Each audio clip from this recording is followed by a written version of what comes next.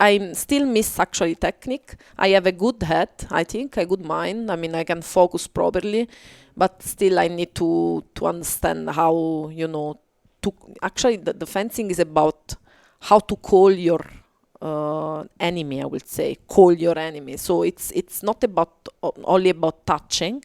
It's about trying to get your the fencer that is fencing with you to do exactly what you want. So I don't know, you show your arm and I mean, you are inviting him to touch your arm, and then somehow you have to control this, he's trying to touch it, but then you parry and you respond. So it's I think it's chess actually. It's a play, like it's like playing with chess. Yeah. That was Dr. Rossana Pasquino, chemical engineer and Paralympic fencer, who joined me to discuss her work, her sport, her home country of Italy and her impression of Canada, and how an injury that confined her to a wheelchair as a child has created both incredible challenges but also unexpected opportunities. Rossana is my gifted and downright inspiring guest this week on What on Earth is Going On. Welcome to the show. Before we get to it, I have to take a moment to ask you for a favor. If you enjoy this show, whether it's just the one episode or if you're an avid listener, please spread the word. The website is www.wogoshow.com. That's WOEGO show.com. You can listen to any episode at that website. Get your friends and your family to subscribe to the podcast, share links to your favorite conversation on social media, and take a moment to rate the show on iTunes or Facebook. If you have any feedback on this episode or requests for guests or subjects, please get in touch by email, wogoshow@gmail.com. Now, as you'll hear in a few minutes, Rossana and I have a pretty wide-ranging conversation. I'm fascinated by the exchange of ideas, culture, story, and language that occurs when someone like her not only visits but lives in a different country, even if it's just for a few months. After the recording, Rossana talked about a habit that she got into while she was here in Canada. Frequently, for lunch, she would sit at the same table with a rotating group of scholars at the faculty club at Queen's University in Kingston. For hours, they would talk about their research and the daily grind, and of course, everything else going on in the world. The conversations became addictive. To be so stimulated by other minds and other experiences, Rossana said that it was something she would remember from her short time in Canada for the rest of her life. People sharing food and experience and ideas. Remove the food and you have what this show is trying to do. Get to the bottom of the human story with a couple of people talking. To facilitate a conversation where both sides are curious, humble, keen to learn, and hopefully have a sense of humor about themselves. Not much is required for any of this. It's a quiet room, a couple of headsets with microphones, and a set time for me and my guest to talk. The conversation can then pull out like a magnet to iron filings, all of the invisible pieces that lie underneath. With Rossana, one of the pieces is her disability. Confined to a wheelchair for most of her life, she has risen to the challenge not just in a life of the mind, but by fully occupying and using her body as it exists. As an able-bodied person, how could I possibly understand the challenges that Rossana faces? Forget what she has had to overcome to have not just a respected career in chemistry, and forget what it must mean for her to become one of the top wheelchair fencers in Italy. Just the everyday obstacles that are before her. Curbs that are too high, doors not wide enough or with doorknobs out of reach, light switches or electrical plugs installed too high or too low, cars, buses, trains, planes, let alone roads and sidewalks and office buildings and houses that were not for a moment built for her in mind. People with disabilities have learned to shrug at these relentless daily barriers. Overcoming them is not a chore or an inconvenience, but after a while, it's just a part of your everyday routine, just like unlocking the door or opening the garage when you get home. It takes willpower and strength and conviction to live fully in a world that at times appears to simply not want you there. Sure, there are bright blue handicap parking stalls and awkward metal ramps to the side of stairways. but these are always the exception with attention drawn to them. You, in the wheelchair, stick out like a sore thumb, and it sometimes feels like you're meant to. How could I possibly empathize with or understand what it means to be, feel, think, live, or thrive like Rossana does? Maybe I can't, and maybe it's always going to be out of reach, but I think the best possible start is dialogue, a sharing of story and time. In my conversation with Rossana, we also talked about her home in Naples, Italy. We take it for granted as travelers that we can go there and understand a people and a place by reading a book or looking up into the architecture or meeting a few people. But I'm blind to Rossana's upbringing, to the nuances of her culture and language and deep communal experience. I can spend time there and visit museums and sit in cafes, eat the food, drink the wine, even learn the language. But the barriers remain. However, there's a question. Aren't these a different kind of barrier to, say, a cobblestone path that someone in a wheelchair is actually injured if they traverse it? In other words, the barriers that exist between two people because of their divergent backgrounds and language and values, aren't these barriers not so much to overcome, but to transcend? Aren't they actually opportunities? In fencing terms that you'll hear from Rossana, aren't cultural and personality differences actually calls out to the other? Are they appeals to dialogue? I know, I'm not saying anything profound here, but I do want to reinforce the power of two people talking in person, listening and learning and responding. It's perhaps impossible to have two people have a true dialogue and not have them come closer together to reach a sort of accord, no matter how great or striking their differences are. It's not that they will come to agree necessarily, but that they will come to understand and appreciate.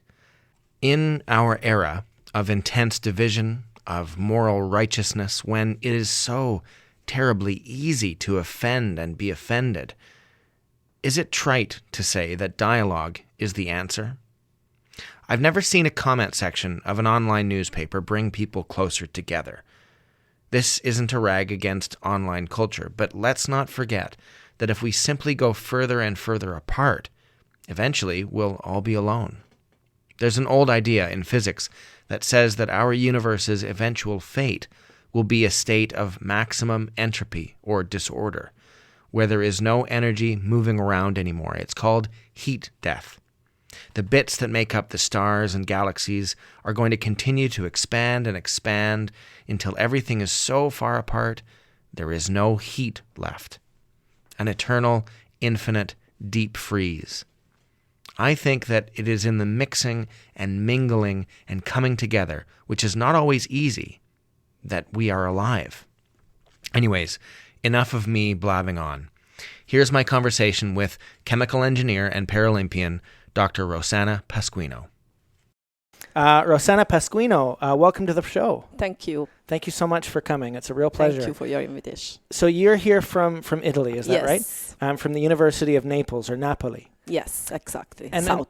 And what do you do? What's your field of study there and here in So I am Kingston? a chemical engineer, but I am actually focusing on fluids, rheology, so whatever it flows. Right. And it's, from polymer composites to ketchup, actually, so everything that can be used and it's flowing. Interesting. So it's the study of fluids and things that flow. Yes, exactly. I read before this interview, I read about rheology Yeah. and that it's actually non-Newtonian. Yes, exactly. What does that mean, non-Newtonian? So water is a Newtonian fluid and this has a constant viscosity. So if you actually deform it very fast or very slow, the viscosity doesn't change. Okay. Instead, when you deal with fluids that they are more complicated, non-Newtonian, the viscosity can change. I always make, for example, the Nutella. Nutella can be spread on a piece of bread, and Right. if you spread it very fast with a knife, it will be less friction, right? So the viscosity is decreasing according to how you deform the fluid. So in rheology, things change. Yes, like exactly. the viscosity or the way that It's- fluids flow is different today than tomorrow or yesterday. Exactly, and actually how you deform it makes them change. Interesting. So really, and you're looking at the whole universe, really, because everything could be seen in a state of flow, I suppose. Exactly. We are focusing on everything, on food stuff, or on washing powder, on polymer composites, on polymer melts, or whatever it's flowing. And you can actually tune the microstructure and change the physical properties of your fluid. And this has impacts on everything in our daily lives, whether it's washing fluid or Nutella that we spread on toast. Exactly. But probably also for astronauts and space travel on the space station, the way that liquids flow in space, in zero gravity. Probably. Well, I am not in space field, but everything that is related to fluids, actually. Whatever. Right. So I don't want to get too sidetracked on all that, because I've got the first question, which we always have, and it is, I'm not sure how you would say it in Italian. Maybe you could tell me. But the first question in English, anyways, is what on earth is going on? Mm-hmm. What would that be in Italian? In Italian is che cosa sta succedendo nel mondo? I'm not even going to try. So according to you, Rossana, what on earth is going on in our world today? Well, I will focus actually on the fact that disability is still a taboo. People are still very scared about people on wheelchair or on, that they don't have the same abilities, and actually make the disabled also feeling less able. Because you're in a wheelchair. Yes, I am in a wheelchair. Yeah. Sorry, we didn't say that. No, that's okay. It's actually, it's only important at this point when you talk about ability and disability. So you think that there still is a taboo in society about how people relate to people with a disability? Yeah, and I think this is somehow changing also the life of the person on a wheelchair, in the sense that you don't know that you have the same possibilities of the other people, and actually you feel that the other people think that you don't have the same possibilities, and you don't react in the same way. So having a disability, the way that other people treat you will have an effect on your own mental state and your own psychological state. Yes, I think so. My mother was in a wheelchair for 40 years. Mm-hmm. She was a quadriplegic after a car accident when she was 17. And so I grew up with a mother in a wheelchair. Mm-hmm. And when I think that things have changed in Canada anyways over the 33 years of my life, and the way that people interact with people with disabilities. But even today, you can see how people look at someone in a wheelchair. And certainly with my mom, when we were, walking through the mall or going to a restaurant, people had very different reactions, but always the reaction was to notice and to stare, or to try not to stare. Well, difference in general, right? Right. It's also, still black people or still other kind of disabilities. I think it's also a matter of how strong your disability is. Mm-hmm. For example, a paraplegic and a tetraplegic are really different. Sure. You can be absolutely independent being a paraplegic, and maybe you have more difficulties.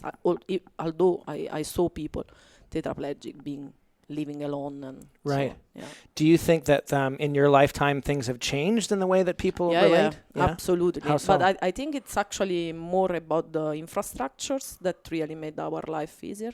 So, for example, I had a stroke when I was a spinal cord injury when I was 9 years old. So it's I am 35 now, so 26 years ago. Okay. And in the beginning, in Italy in particular, it was really difficult, to find a bathroom, for example, or to I don't know, drive a car and something like that. Now it's extremely easy, and everything is much more friendly, I would say. Mm-hmm. The accommodation of disabled is easier. Yeah. And it's not too much of at least in Canada, it's not too much of a thing to expect a ramp. Or to expect Canada is just a dream for me, for example. Really? Yes, absolutely. Actually, Kingston is even better than Montreal, than Ottawa, and other places. Yeah, the campus is excellent. I mean, I didn't find anything like that. I traveled quite a lot. I was a postdoc in Crete, while Greece is not the best of the infrastructure. But anyhow, I was in Belgium for a while for a year of PhD, and so I went around. Yeah. And I think that Canada is the best place so far. Wow. Yeah. There's certainly a scale from best to worst. I went on a cruise with my mom not long before she passed away in 2008, and we went in the Baltic. And going on a boat was one of the best ways for her to see the world. Course. And that was the first time that, no, it was the second time that she had done that, but the first time in Europe. And we went to all kinds of places like Copenhagen and Stockholm and Oslo. Very, very good. But then we also went to St. Petersburg. And it was a mess. It was not only a mess, but she couldn't go. They said that you're not allowed, if you're in a wheelchair, you're not allowed to go into the Hermitage Museum. Yeah, You're really? forbidden. Yeah, Uh-huh. forbidden to go. And all of the I know tours. that, for example, in China, as you said, in China, people, taxi driver, they don't stop if you're on a wheelchair because they don't want to deal with, the wheelchair itself. Right. So there are some issues everywhere you go. Yeah, there were tours in St. Petersburg that we weren't allowed to go on because they weren't accessible. And then you could get a private car, but that was an extra $200 American, and you had to pay for a visa. And it was a mess. And so she never went to St. Petersburg, but it felt like that culture was one which didn't really care. And I've read about the way Russian culture has not caught up yet, if you were going to look at it that way, with the way other countries treat people with disabilities. And if you're in a wheelchair, you're a second-class citizen. And this is somehow suppressing our freedom, no? I think so. It's a human rights issue. Actually, I think that there are a lot of disabled around, and you don't see them so often, right? Right. And this is one side is due to the fact that the infrastructure often are not good, and the other is that they just feel fear to move around. Right, right, because of the way they're treated by other people. I think so, yeah. It's still like that. It's improving a lot. Sure. Yeah, but it's still like that.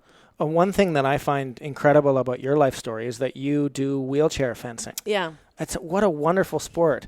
Please tell me about it, but just to preface this, I looked it up obviously prior to this interview. And one thing that is, we all know what fencing is, two people fighting with swords. In wheelchair fencing, your lower body doesn't move at all. No. And that's fascinating to me because then all of this skill required is in not just in your arms, but in your mind and watching the other person. It's less of a full body thing and it's much more concentrated. Yeah. Would you agree with that? I absolutely agree, actually. The distance is actually decided by the shorter arm between the two fencers. And is everything related to your mind, as you said, and your trunk, actually. So the legs, you don't have legs, you cannot move, as you say, you cannot choose the distance. So what you have to do is just, use your trunk and find the right time to attack. Yeah. And eventually call the fencer to attack and parry and respond, Right.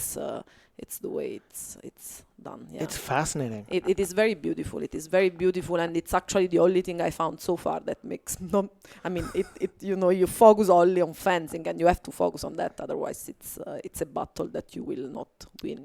Right, and you're locked in to the battle. You can't run away.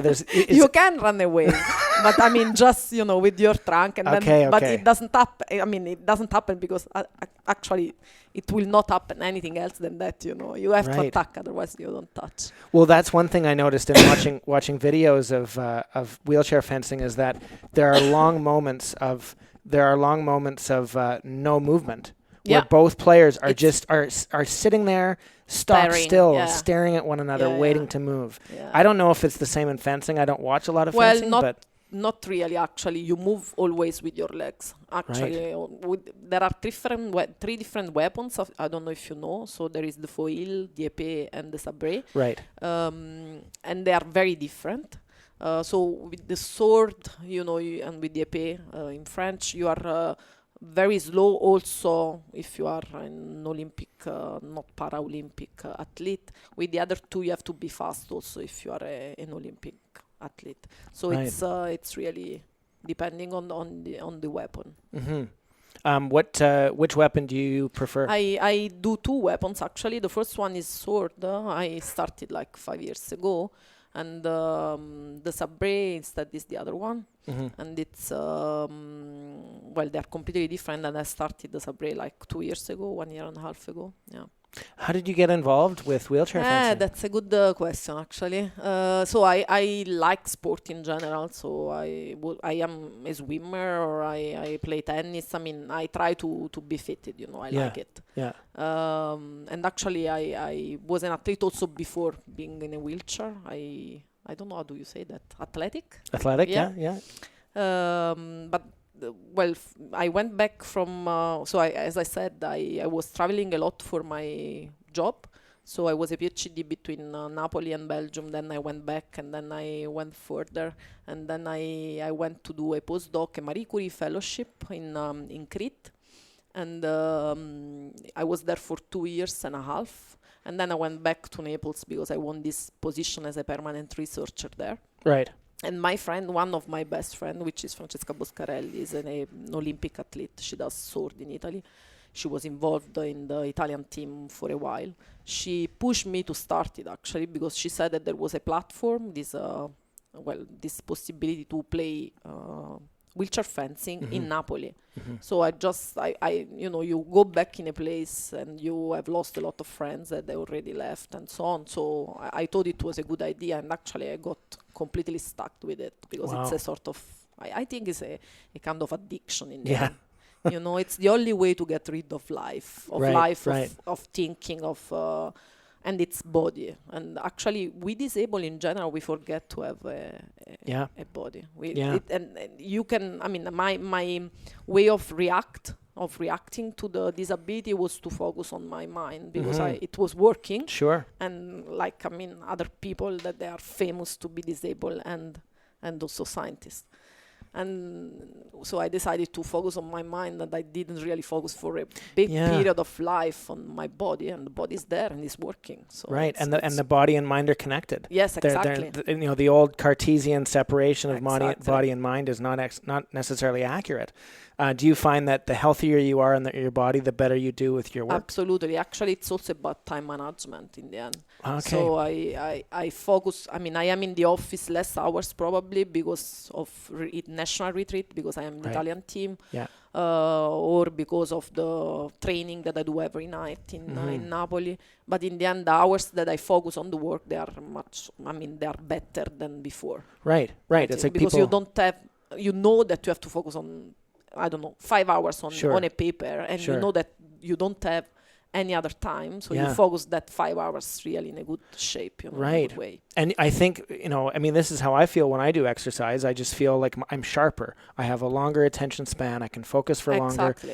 I may have less time because I am exercising to do the other things I want to do, but in that time, I just feel it's like having a healthy diet too. Yes, exactly. Yeah. It's everything related, actually, because to be an athlete, you have to have a healthy diet, and then you have also a healthy mind. Yeah. Right. That's fascinating how you said that. And I agree. A lot of people who have a disability, especially if it hits them as opposed to they're born with one, it's almost this sense, well, my body's broken. Yeah, exactly. I'm going to move on from that. Right, and I'm going to focus on my mind. And that actually is deleterious to the mind. And we forget that the body and the mind, we forget about the wholeness picture, of a human being. Yeah. And you, and you're going to go into the Olympics in 2020. Well, or you're hoping to. Sorry. I will try. Let's hope so, but I don't know. I am actually in the Italian team not from so long. I am old as an athlete, but I am in the Italian team since 2 years.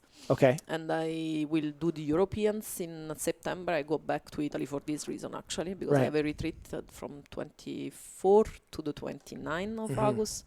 And then, in September too, so I will do these Europeans. And then the Olympic, actually, qualification starts in November, and it lasts 2 years for Paralympics Paralympic athletes. And in the end, we will go if I qualify, it's in Tokyo 2020. So what do you need to do in order to qualify? Yeah, there are some specific rules. You have to be in the first 10th or 13th, I don't even remember, of both weapons. Actually, you have some, I would say, some preferential way to enter if you are good in 2 weapons instead of only 1. Okay, right. But you have to make as many as tournaments possible. Yeah. So I don't know. We have tournaments everywhere. We should go in Japan already in November. Okay.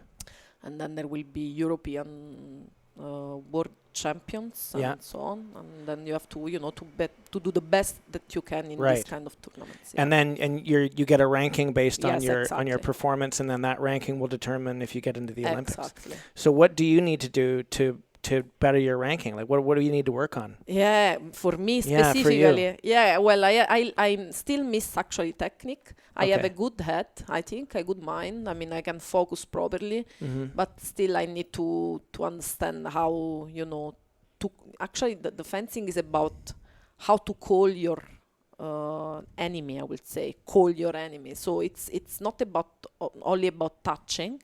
It's about trying to get your the fencer that is fencing with you to do exactly what you want. So I don't know, you show your arm and I mean you are inviting him to touch your arm. Yeah. And then somehow you have to control this, he's trying to touch it, but then you parry and you respond.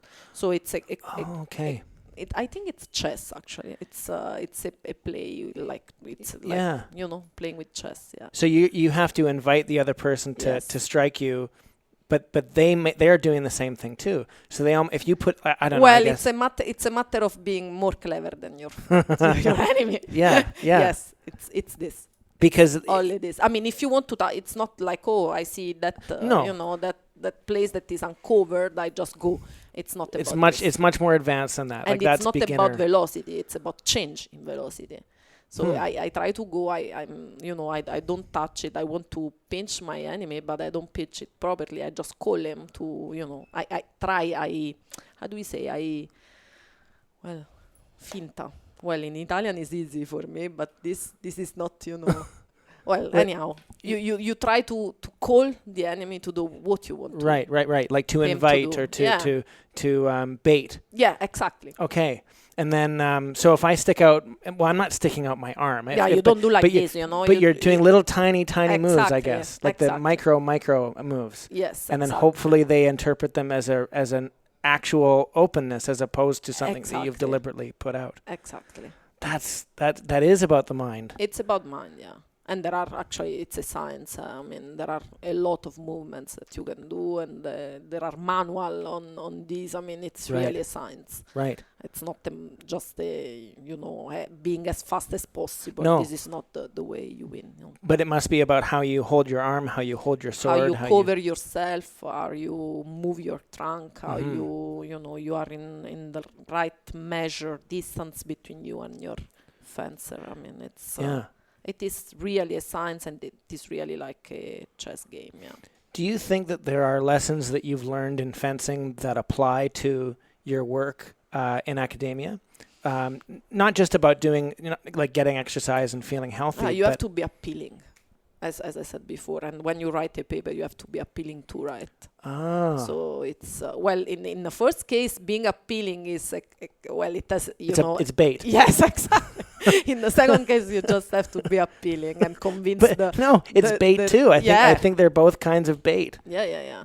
That's a really good point. When you're writing a paper or you're delivering a speech, you need to hook your audience in and get them to follow you. It's not just about, well, here's the science and it's up to you to figure it out. Exactly. You need to bring them in. And actually, I think that if it's clear from the way you explain and from the way you write, and it's appealing, then the person that is hearing or is reading your work gets involved in the work, right? Right. That's such a fascinating analogy. So when I'm reading your paper or anybody's paper, I can almost envision it as them calling me in, because if they call me in right, then they're going to give me the next move. Back something. Yeah. Right. Yeah, exactly. Hopefully, I don't get stabbed by them. Well, from the reading, I hope no. But hey, it's possible. There's a scholar named Roland Barthes who is a famous visual thinker and photographer, and he once talked about something called the punctum, which is Latin, and it essentially what he was meaning was a punctum is something that you experience, whether it's in art or in painting or when you're reading something or in the world, in nature, that wounds you, right? It's the opposite of a studium. So a studium is something that you learn about, you study, and you grow to appreciate. But a punctum is something that you can't stop from wounding you, from hurting you. And it is that wound that makes you grow around it and understand it and get better. So if I read a paper of yours and something wounds me in that way, well, that's a positive experience. That's something that I grow through and learn about. So really, it connects back to this idea of fencing and battle that we make. Do you think that your work in academia is like a battle, is like a fight? Well, I would say no, in the sense, but it was, now not anymore. I mean, I am a professor, so I won my battle somehow, but Right. it's a kind of battle, yeah. I mean, in trying to find the right topics to study, Yeah. or to find a nice position. Actually, academia is very difficult. I mean, it's you travel around the world to get to know people, to get to know your science, to show your science, and so. So yeah, it's a kind of a battle, I would say. We are actually, I think in the last couple of years we are missing a bit the point of being professor, of How so? teaching. Well, we are called, I mean, at least in Italy, I don't know how it works here, but to become professor, you need to have some numbers, I would say, a number of articles that they Sure. are published in the last 10 years, and then some parameters that you can find on Web of Science or on Scopus, on these big Google Science sites. Yeah. And for example, H-index, impact factor of the journal where you publish, and sometimes to cover this kind of numbers, you miss the quality. Right. I have this impression. So yeah, I mean, it's a battle. It was a battle. Now it's becoming a unfair battle, I would say. In the past, it was just to find your place in the world, I would say. Now Right. it's really becoming a sort of unfair battle. Yeah, Like too competitive. too competitive. Too competitive, and not on quality, Right. but on quantity. Which But is on sad. quantity. Yeah, it's about, I mean, everything in society now is like that. No, I mean, Right. probably. Well, and that's really, I mean, there's for a lay person who looks at science, there's so much out there. Like there's so many different people working on so many different subject matters. It seems like the last thing that we need is more quantity. It seems Yes. like we need quality. We need the cutting edge, and we need people to cut to the quick of something and tell us what's I don't think happening. that Wettstein or Dejean or these people in the past, they were really thinking about publishing 10 articles per year. They just wanted to publish good stuff, right? Right. Something That's what I think. That was yeah. specific and of high quality. Right. So I guess, I mean, that could be a negative, when competition can become a negative in science, although we know that competition can make people do good work. I mean, Yeah. not just in fencing, but in science and all aspects of life. If I feel like I need to rise above a challenge, it can help me. I wanted to shift subject a little bit and ask you, you've been in Canada now for about a month and a half. So what's the nature of your time here? This is you've been asked to come here by Queen's University to do some work. So let's talk about that for a sec. We worked actually on it's a founding for visiting scholars. It's called like that. Even if I'm not a scholar anymore, I will say, but I am a scholar. Right, sure. I'm studying. So I had this finding for, actually it was in the beginning 3 months, and it was January, February, and March, but then I decided not to come because I have 2 courses to teach in the first semester and second semester, so I had something going on in Italy and I could not come. And I had also my retreat with the national team, and then the only possibility was to come in this, to reduce the time and coming in the summer. So I asked to my connection, which is Professor Giacomi, to reduce the time and coming in summer. He said yes, and the project is about light scattering for polymer solutions, the base. But we started to work also on something else that probably will come out in a bit, which is a paper on polymer degradation. So I said before that I am studying also polymer melts, and we are using actually some specific machines to measure, as I said before, viscosity, viscoelastic properties of materials. And some materials like polymers can degrade with oxygen, just to mention something. And then we are studying specific condition for these rheometers and the connection with degradation of these polymers. So you said light scattering. You're talking about the scattering of light through fluids and how different fluids at different viscosities. Exactly. Right. Okay. viscosity, fluid, microstructure of the fluid can influence the scattering. Yeah. Right. There is a big thing going on there. I mean, I just reduced in very few No, words, for sure. There is plenty of literature, and if someone, I mean, if a professor listens to this, probably will be upset. But that's it. Yeah. Well, I hope not. I mean, I don't want to. I have no understanding of no, this, I was so I don't trying, want to be as clear as possible. Yeah.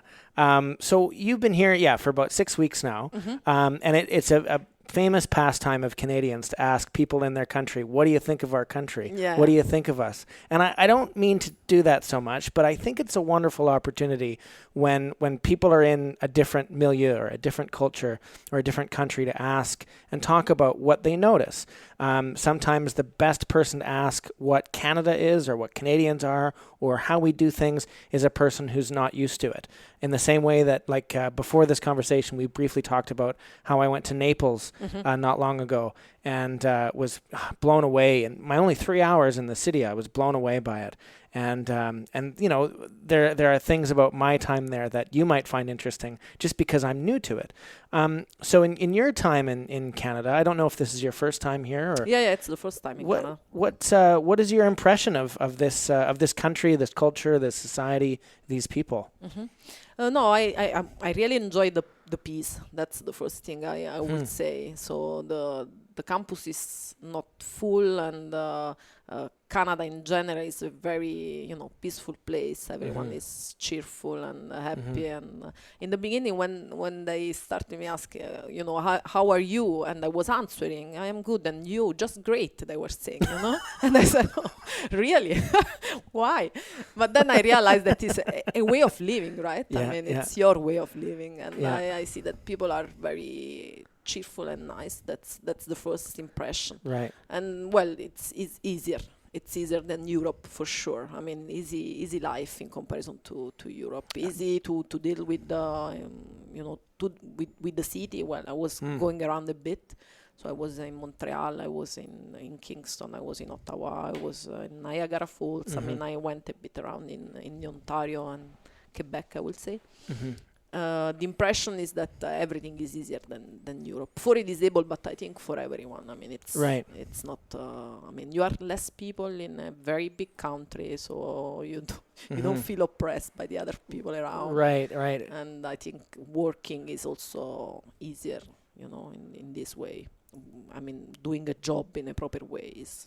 And again, do you mean because of your disability, or do you mean in general I working? think in general. Actually. How so? I think in general. I think that the quality of life is much higher. That's it. Yeah. For everyone. I mean, for disabled people, maybe even better because they have really the possibilities to live properly. But it's the same for everyone. I mean, if you don't have to wait for a bus or for a metro in half an hour that is not coming, it's your life that is in any case getting worse. I mean, whatever you are. What do you miss? My life. Yeah. I mean, my life is not Canada life. Sure. It's my obsessive life with a lot of things inside. I miss my family. I miss my friends. I miss my way of living, which is different. It's not better, but it's my life. It's not better. I don't think it's better at all, but it's my life. I like to wake up, my mocha on the fire. I don't know, going to the same people, my office. I love this office too. I mean, it's not a matter of, but it's my life. I built it. And actually, I was impressed by the fact that I thought about this. I really think that I built my life exactly as I wanted. So it's kind of nice to realize that even if it's not the best life, sure. It's the way you want it to be. And it requires you to step away from it to know that. Yes. Yeah. It's out of your view, when you go away and you realize that you have exactly what you want is excellent. So when you in your Italian life, when you wake up, you have a mocha. Yes. and you can't do that here, I guess. I forgot to bring it.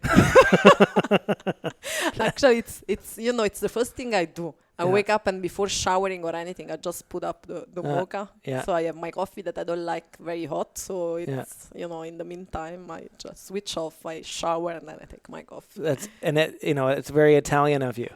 Well, I think everyone does this. In my family, everyone. My mom, the first thing that she does, putting the mocha on the fire. Yeah. I was listening to the BBC. They have the World Service, and they have a podcast twice a day where they do the global news, the news around the world.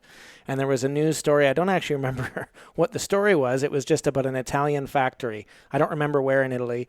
And every hour or hour and a half, they had a buzzer that went off, and that was the espresso break. Yeah. And every single person in the factory went to go have an espresso. Of course. And even the BBC reporter said that's about the most Italian thing you can possibly imagine. Yeah. The most Italian thing ever. Actually, there is something nice in Napoli. I don't know. Next time that you go, you should try it. It's called Caffè Sospeso. You can also find a movie on YouTube about this, actually.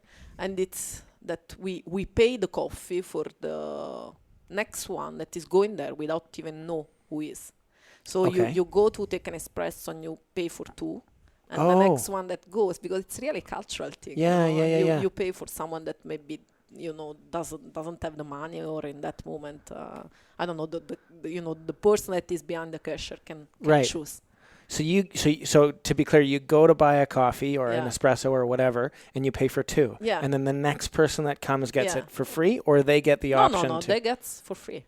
They get it for free. Doesn't matter who they are. They can. Well, you can say I pay for I don't know who else is coming later that or you can just leave it there, and it's called. It's for someone. For a foreign person, for whatever. Yeah, it's called Caffè Sospeso, and it's actually something that is going on also in US now, because a lot of Italians are there too. Sounds like pay it forward. The idea. Yeah. Of, if one good deed is done to you, you then are required to do three more after you. Yeah, because there will be always someone, that wants an espresso. That's the rule. Yeah, and there's always someone who can probably afford two. Exactly. Interesting. Exactly. Yeah. That is something that could easily catch on here. But, there's this bureaucratic culture that is everywhere. I don't know if Canada is any worse than anywhere else, where if you were to do that at, say, a Tim Hortons or a Starbucks. Oh, Tim Hortons has an excellent espresso. Oh, really? Not in Kingston, but I found it in Niagara Falls, on the way to Ottawa. Very nice espresso, and a very small cup, actually. Okay, that's good to know. I would never associate Tim Hortons with good espresso. It's excellent. I didn't find it in Kingston, but I found it everywhere else. Yeah. Wow, that's interesting. Yeah. So you've had Tim Hortons before? Of Course. I arrived here and they told me the first thing you should try is Tim Hortons. So I went all over the place. Actually, I love it. Yeah. I love it. I mean, I love the food. It's good. It's cheap. It's nice. The coffee is nice. I don't know if I can say this, but I prefer Tim Hortons over Starbucks for sure. Yeah, no, a lot of people say it. My girlfriend says the same thing. Yeah. It's much better. I think much better quality also for the taste of the coffee. Apparently, the best coffee you can get at fast food is McDonald's coffee. No, well, I don't know if that's true, but the food. No, McDonald's, for me, is out of my... Not this happening. Is something, actually, that I miss also of Italy, the food. Yeah. Right. Well, that's how I was going to ask you next, was about the food. Like, what do you think of Kingston is a smaller town. There are not a lot of options. There's a few Italian places, or at least pizza, quote-unquote pizza places, which to an Italian isn't really pizza. But about the food? Well, actually, I don't like to eat Italian when I go abroad, because I can eat Italian in my place, and, I cook by myself, so it's okay. So I really didn't try, any Italian restaurants here or around. Yeah. But the food is decent, I would say. It's not... There are restaurants that they are very nice, and some others that they have more like, a lot of junk food. Yeah. So it's something... Well, I prefer Mediterranean diety.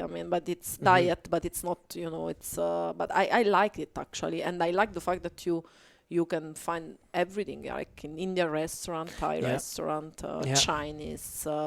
Lebanese, everything around, And Montreal actually it was the best place probably for so food. Far, yeah. No, that's one thing that I've noticed about, when I traveled in Europe before, you don't find a lot of diversity. In France, you have French food. In Germany, you have German food. In the big cities, you've got a diversity of things, obviously, because you have so many different cultures meshing together.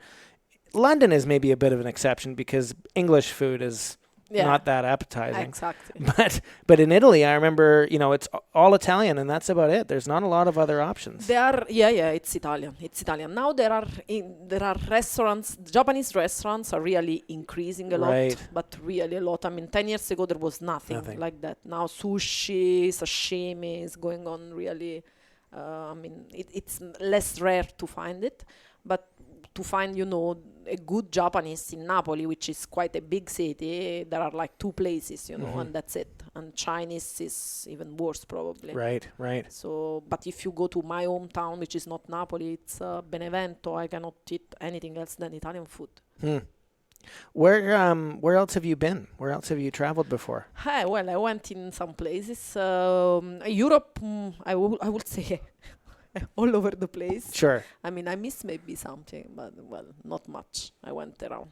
And then I went to China, to Australia, Russia, Japan, US, and Canada. And sometimes for fencing? And Brazil. Is it for fencing or just to travel? Or? No, actually for fencing, I didn't go outside Europe. Okay. At the moment, at least. Well, there were no competition. Only this year I did like strong competition, like World Cup and so on. And there were, well, the one that they were far away, I didn't go. But as I said, there will be others around. Yeah. So to go back, usually I travel for or for fun or for work. Yeah. So actually in Rio de Janeiro in Brazil, I went with this Francesca Boscarelli, my friend, that she had a competition there. It was just before the Olympic Games in 2016, and it was like May 2016. So the Olympic Games start in August, I think, August and September. So I wanted to see the place, the Paralympic city and so on, the Olympic city. So I went there for this purpose, actually. But then I had the vacation in the end. And you must see quite a large diversity of how people, well, not just the diversity of places that you've been, but especially in how people treat with someone in a wheelchair. Yeah, of course. Where have you been that was particularly good, and other than Canada, of course? And where have you been that was particularly bad? Particularly bad was China, I think, but just because that they are not used to, I didn't see a disabled going around in China. Actually, it's really tough. It's really tough. As I said before, taxi driver will not stop. I mean, the city, it's really difficult, and it's enormous. So the distances are so big that you cannot really enjoy it, at least as a disabled person. And then, well, very good was Japan, for example. I went 2016 in August, actually, in Japan for work, because I had the Congress, and Professor Giacomin was there too.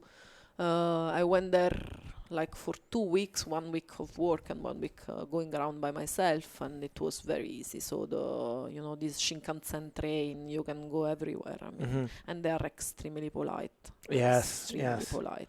That's one thing that I learned when I was in Japan. I went to Tokyo for just 5 days, and everybody there has a big smile when they're dealing with you as a customer. I don't know what their private lives are like, but to me, when I was dealing with them as a customer, very big smile. And that I maybe some people told me, well, that's just fake, they're just putting it on. That may be true, but if you spend a lot of your time smiling, I think it must have an effect on who you are. It must have some feedback. I think this is for Canadians. Okay. But Japanese, no. Japanese, I don't think so. There are so many. And actually, I read an article about this on Japanese way of behaving with the customers and with their own life. They are Buddhist in general, and Buddhism is a very nice religion, but they claim that you shouldn't put your family and your friends on your problems. You shouldn't involve them in your problems. So usually they are very isolated. Yes, and exactly. and into the in their own words, and actually the how do you say, depression is one of the big issues. Yeah, I remember when I was there, I saw a lot of people sleeping in cafes. Yeah. Like you just go into a cafe and you'd sit 5 people, and not just one, 5 people in one cafe just collapsed and sleep at the table. And they're crazy about work. Huh? Right. So they work something like, I have a good friend there that is living in Shin-Yokohama. I was living there too.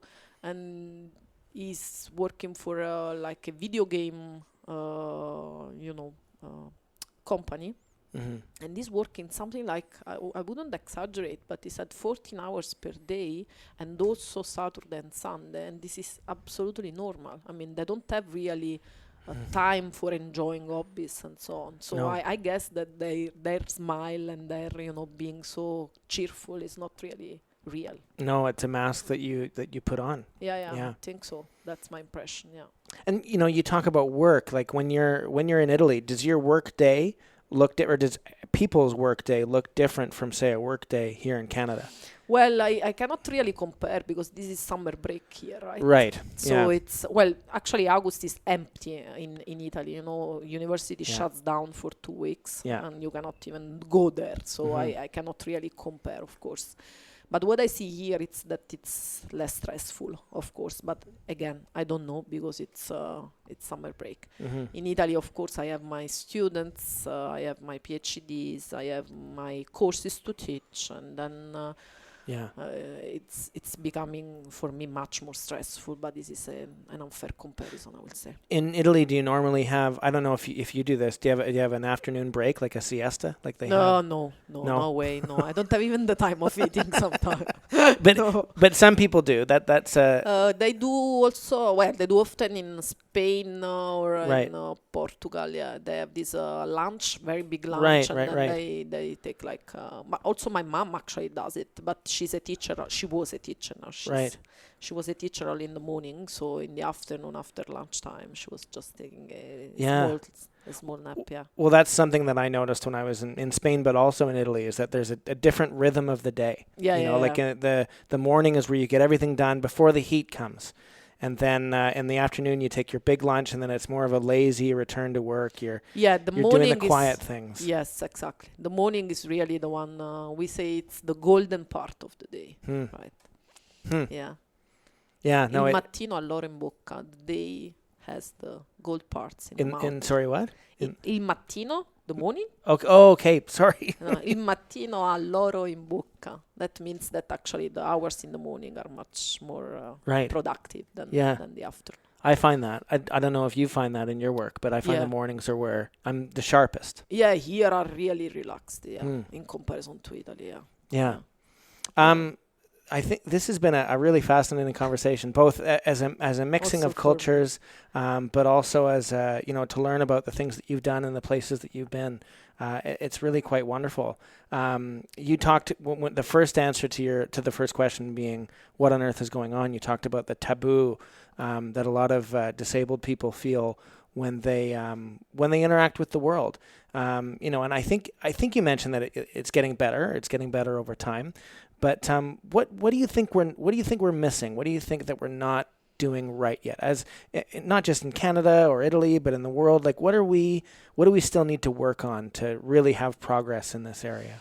I think that actually my fortune, my luck was my family, my parents in general, in the sense that they really pushed me to live a normal life. So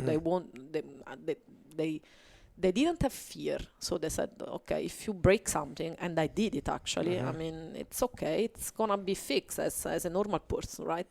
Or if you want to go somewhere, you just try, and then eventually you don't succeed, but you try. And that's actually the way, I think, the only thing that we are really missing. So people, I think it's about education on being a disabled, and also on dealing with disabled, and I'm speaking about the family in this case, someone that is behind them, that really has to, how do you say, educate themselves and the people that they are with them, that they are disabled. Yeah, this is, I think, what we are missing. Infrastructure, we are doing a lot of job on this. I cannot really complain about that. But I think this is the main issue, And then you're talking about not just education, but encouragement. Encouragement, but it's, it's dealing with fear. With fear of people that love you and they are, obsessed by the fact that something can happen to you. Yeah. And with the fact that they put in the same way fear on you, and you don't feel that you have the same possibilities of other people. Right. Instead, this is not true. I would say that appeals or applies to everybody, to overcome fear. And it's really challenging because the things that we care about, we want to protect and hold close and not have harmed. But the only way for something to grow and to learn is to go out into the world and to fail. And to fail and fail and fail until finally they succeed. Yeah, absolutely true. I mean, it's not about disability only, of course. But family is a big issue in general. I think it makes the life of a person really different if the family, is a... But I'm not speaking about, education, like culture. I'm speaking about really, dealing with life, with what you can do and you should do in life. Right, like the fundamentals of education, the most basic education of preparing someone for life, This is what we are missing, I think. Yeah. Again, this has been a great conversation. Thank you so much, Rossana. Thank you, Ben. Thank you. That's the show. Remember that you can get further details about this podcast as well as listen to any episode on the website, wogoshow.com. That's WOEGO show.com. Find links there to social media or to subscribe to this show on the app of your choice. I'd also love to hear from you, so please take the time to send me a note and let me know what you thought about today's conversation and what kinds of conversations you'd like to see going forward. Now, your quote of the week is from author Lisa Kleypas. Fencing isn't really fighting. It's more like chess with the risk of puncture wounds. Thanks for listening.